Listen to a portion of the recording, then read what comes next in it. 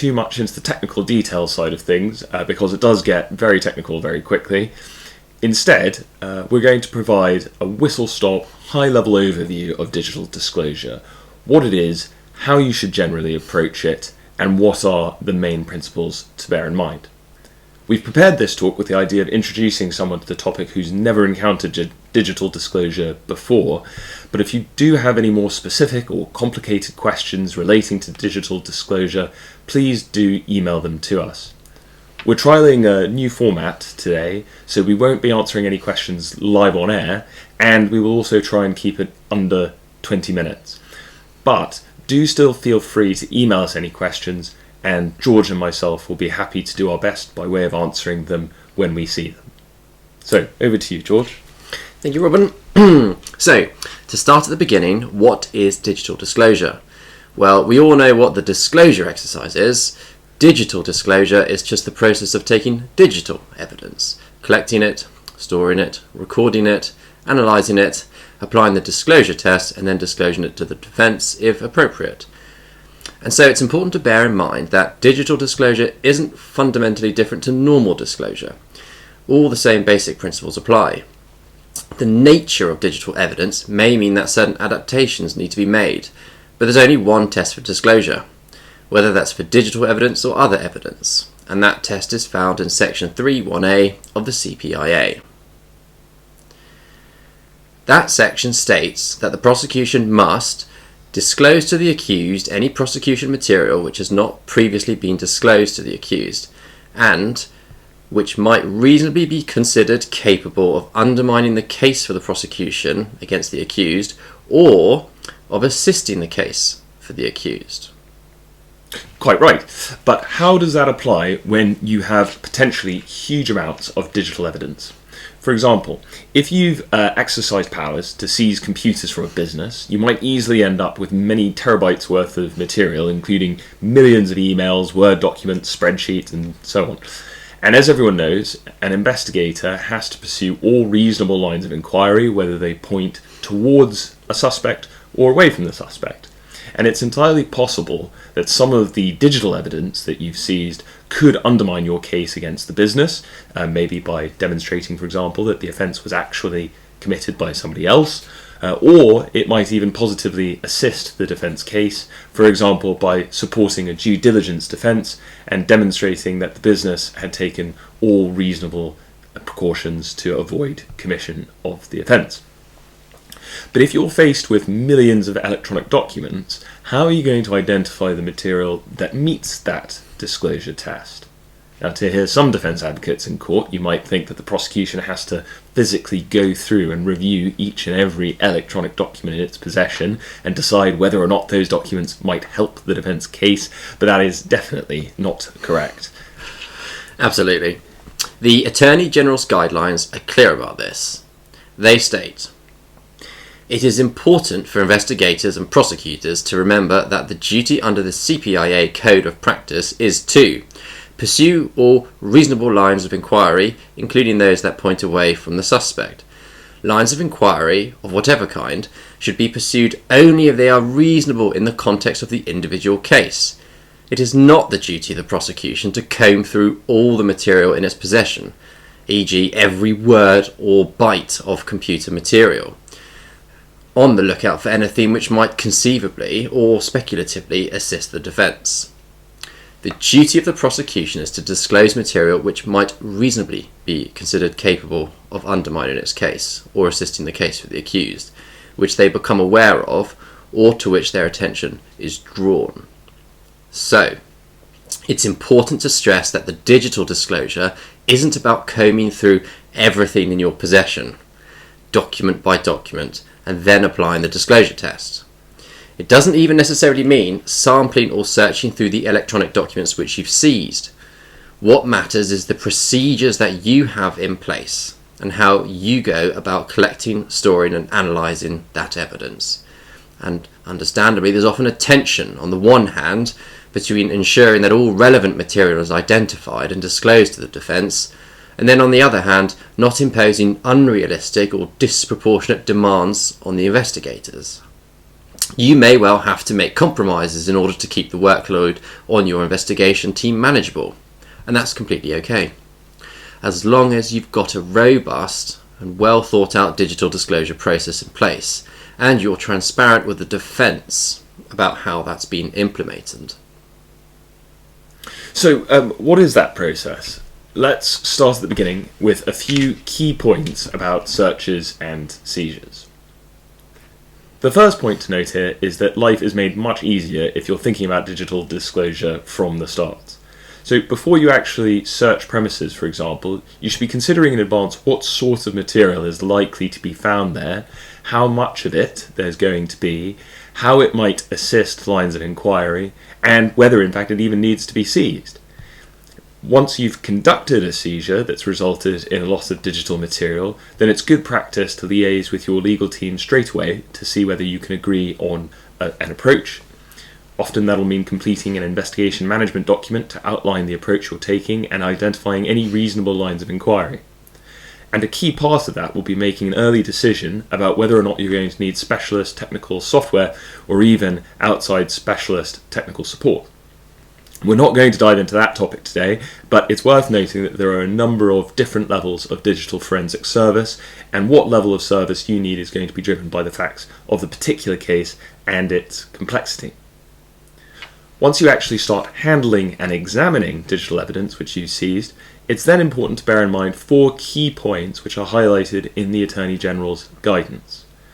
First, no action should be taken which changes data on a device which may subsequently be relied upon in court. Now that almost goes without saying, because you can easily imagine the merry havoc which defence counsel could wreak if they sense that evidence has been changed after it's been seized in some way. Second, it's very important that access to original data is restricted to trained and competent staff only. It might be tempting to start sifting through material early on in an investigation, right after it's been seized, looking for something particularly relevant.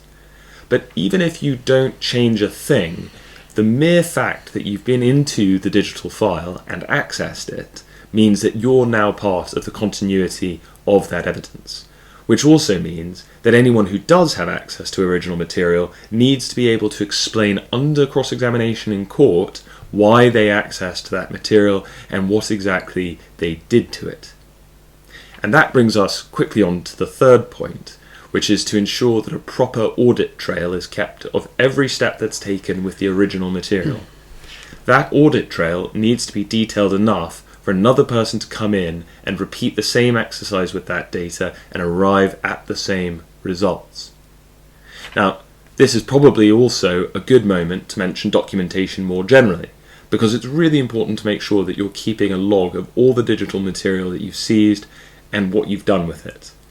That means keeping a record of all the searches you've carried out, who carried them out, where they took place, and so on. You should also have a record of your search terms if you've used them, and that means not just the words that you've used, but also a record of any other terms which you decided not to use and why you decided not to use them. And if you conduct an initial search only to find, for example, that it turns up way too many results, then you should record what happened, how many results were returned, and then go on to record how you've decided to change your approach as a result. It doesn't necessarily mean that you'll serve all of those records on the defence in your disclosure management document, but you want to have them there in case a disclosure point is taken down the line. So it's really about taking a belt and braces approach to recording and auditing the investigation and the disclosure process so you can shut down defence arguments before they're even raised. Finally, the fourth key point is that the investigator in charge of the case has ultimate responsibility for ensuring that the law and the relevant principles are followed, which also means, again, being able to explain under cross-examination what procedures were put in place for digital disclosure, who had responsibility for what, and so on. Now, if that weren't enough by way of principles to remember, the Court of Appeal has also given us 4 principles of its own for dealing with lines of inquiry in digital disclosure exercises. Principle 1 is that digital material should only be reviewed in pursuit of a reasonable line of inquiry, and material should only be disclosed if it meets the disclosure test. In other words, Just because your investigation has resulted in you taking possession of digital material doesn't mean that you have to access it. There has to be a properly identifiable foundation for accessing that material, not just speculation or conjecture. And that applies both to you as the investigator and to the defence. So if you've decided that there's no reason why you should comb through thousands and thousands of emails on a computer which you've seized, then the defence can't make you do it anyway as part of their usual fishing expedition. They need to have a specific allegation or some other concrete justification for requiring you to examine that material further. Don't be afraid to push back on this. Now, principle 2 is that investigators should adopt a staged and proportionate approach. Wholly irrelevant material should not be reviewed. So if the defence do demonstrate that there is a reasonable line of inquiry which should be followed, your next question should be how you can achieve that objective in a proportionate manner. Do you need to review everything on a computer? Or do you only need to access certain files? Can you immediately rule out evidence from your investigation? Stepping back and considering those sorts of questions before you jump into sampling and keyword search terms can save you quite a lot of time.